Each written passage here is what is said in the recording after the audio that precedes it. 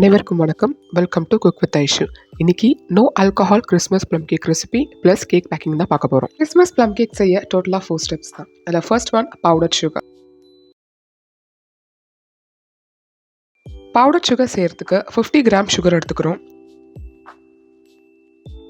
இந்த 50 கிராம் சுகரை ஒரு மிக்சி ஜாரில் போட்டுட்டு அது கூடவே 1/4 டீஸ்பூன் சினமன் பவுடர், 1/4 டீஸ்பூன் கிராம்பு பவுடர், 1/4 டீஸ்பூன் ஏலக்காய் பவுடர், 1/4 டீஸ்பூன் இஞ்சி பவுடர், அப்புறம் 2-3 சிட்டிக்கை மட்டும் நட்மெக், அதாவது ஜாதிக்காய். வெறும் 2-3 சிட்டிக்கை போதும், அதிகமாக போடக்கூடாது. இதெல்லாம் சேர்த்து நல்லா பவுடராக மிக்சியில் போட்டு அரைச்சிட்டா powder sugar ready. Step 1 done. Next step 2 caramel syrup. Caramel syrup செய்ய 60 கிராம் சுகர் எடுத்துக்கிறோம். அது கூடவே நம்மளுக்கு ஒரு 5 to 6 டீஸ்பூன் ஹாட் வாட்டர் தேவைப்படும். 60 கிராம் சுகரை கரெக்டாக மெஷர் பண்ணி எடுத்துக்கிறோம். நம்ம ஒரு சாஸ் பேனில் இந்த சுகரை போட்டுட்டு அடி கனமாக இருக்கணும், இல்லைனா சர்க்கரை உருகி தீயறதுக்கான வாய்ப்பு இருக்குது. ஸோ அடி கனமாக இருக்க ஒரு சாஸ் பேனில் சர்க்கரை போட்டு வச்சுக்கிறோம். ஸ்டவ் சிம்மில் தான் இருக்கணும். ஸ்டார்டிங்கில் நம்ம ஸ்பூன் போட்டு மிக்ஸ் பண்ணக்கூடாது. லைட்டாக சைட்ஸ்லேருந்து உருகி வரும்பொழுது லைட்டாக ஒரு மிக்ஸ் கொடுத்தா போதும். அது கொஞ்சம் லைட் ப்ரௌனில் இருக்கு இல்லையா, அது டார்க் ப்ரௌன் வர வரைக்கும் நம்ம வெயிட் பண்ணணும். கொஞ்சம் டார்க் ஆனதுக்கப்புறம் நான் சொன்ன மாதிரி 5 to 6 teaspoons of hot water தேவைப்படும். அதை விட்டுட்டு நல்லா கலந்துக்கிட்டால் caramel syrup ready. Step 2 done. இப்போது ஸ்டெப் 3.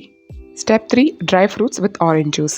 நான் இன்றைக்கி பாதாம் அண்ட் கேஷ்யூநட்ஸ் ஒரு 15 கிராம்ஸ் அப்ராக்சிமேட்டாக எடுத்துக்கிறேன். நெக்ஸ்ட் டியூட்டி ஃப்ரூட்டியில் 20 கிராம்ஸ் எடுத்துக்கிறேன். அந்த ஸ்வீட்னஸ் பிடிக்கும் அதனால்.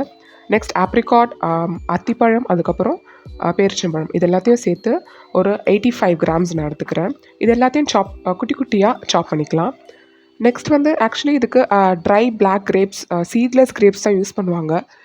என்னோட நியர்பை மார்க்கெட்டில் சீட்லெஸ் கிரேப்ஸ் கிடைக்கல. உங்களுக்கு கிடைச்சா நீங்கள் தாராளமாக யூஸ் பண்ணிக்கலாம். நெக்ஸ்ட் ஆரஞ்ச் ஜூஸ் 75 ml எடுத்துக்கிறேன். அதில் இந்த ட்ரை ஃப்ரூட்ஸ் போட்டு ஒரு 2 to 3 minutes ஸ்லோ குக் பண்ணி ஓரமாக எடுத்து வச்சுக்கலாம். Step 3 done. Next step 4 cake mix. இதுக்கு நான் 100 கிராம்ஸ் ஆஃப் ஃப்ளோர் எடுத்திருக்கேன். அதில் 2 கிராம்ஸ் அன்ஸ்வீட்டன் கொக்கோ பவுடர், மீதி 98 கிராம்ஸ் மைதா, 1 teaspoon baking powder, 1/2 teaspoon baking soda. நம்ம சோக் பண்ணி குக் பண்ண ட்ரை ஃப்ரூட்ஸில் ஒரு 1 டேபிள் ஸ்பூன் மைதா போட்டு ஒரு மிக்ஸ் பண்ணிக்கலாம். ஸோ தட் பேட்டரில் போடும்போது எல்லாம் அடியில் ஸ்டே ஆகாமல் அழகாக சென்டரில் ஃபில் ஆகிருக்கும். அதுக்காக நெக்ஸ்ட் கேக் பேட்டருக்காக ரூம் டெம்பரேச்சரில் இருக்க அன்சால்டட் பட்டர் 60 கிராம் எடுத்து பீட்டரில் நல்லா பீட் பண்ணிக்கிறேன். கொஞ்சம் அது ஃப்ளஃபியாக ஆனதுக்கப்புறம் அரைச்சி வச்ச பவுடர் சுகர் 3 பார்ட்ஸாக கொஞ்சம் கொஞ்சமாக சேர்ந்து இந்த மாதிரி பீட் பண்ணி வச்சுக்கணும்.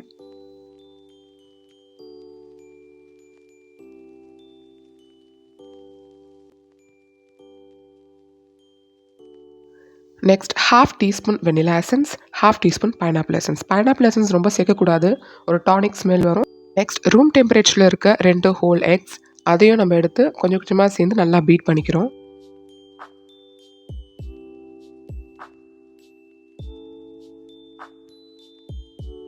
இப்போது நல்லா ஆறின அந்த கேரமல் சிரப்பை இதில் சேர்த்துக்கிறோம்.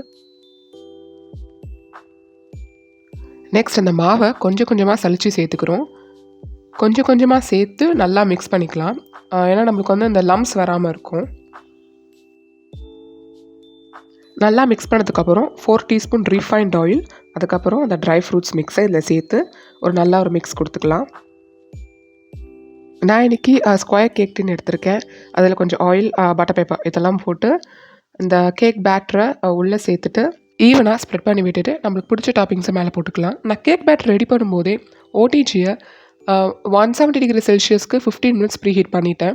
இப்போ நெக்ஸ்ட்டு 20 minutes அதே 170 டிகிரி செல்சியஸ் மோட் மேலே இருக்க ராட், கீழே இருக்க ராட் ரெண்டுமே ஆனில் இருக்கணும் வித் ஃபேன். எனக்கு கரெக்டாக 20 minutes ஆச்சு பேக்காக. கேக் நல்லா ஆறினதுக்கப்புறம் நான் டின்லேருந்து வெளில எடுத்துகிட்டு அதை பீசஸ் போட ஆரம்பிச்சிட்டேன். எனக்கு எக்ஸாக்டாக 16 பீசஸ் கிடச்சிது. 490 கிராம்ஸ் கேக் கிடச்சிது. இதுக்கு மேலே நம்ம நிறைய டாப்பிங்ஸ் போடும்போது 500 கிராம் கரெக்டாக இருக்கும். இதை கரெக்டாக கட் பண்ணிவிட்டு ஃப்ரெண்ட்ஸ் அண்ட் ஃபேமிலிஸ்க்கு பேக் பண்ணி கொடுத்தாச்சு. ஸோ நான் ஒரு பாக்ஸில் 150 கிராம் ப்ளம் கேக் இருக்கா மாதிரி பேக் பண்ணேன். கேக் ரொம்ப சாஃப்டாக வந்தது. நீங்களும் இந்த கேக்கை ட்ரை பண்ணி பார்த்துட்டு எப்படி இருந்ததுன்னு கமெண்ட் செக்ஷனில் சொல்லுங்கள்.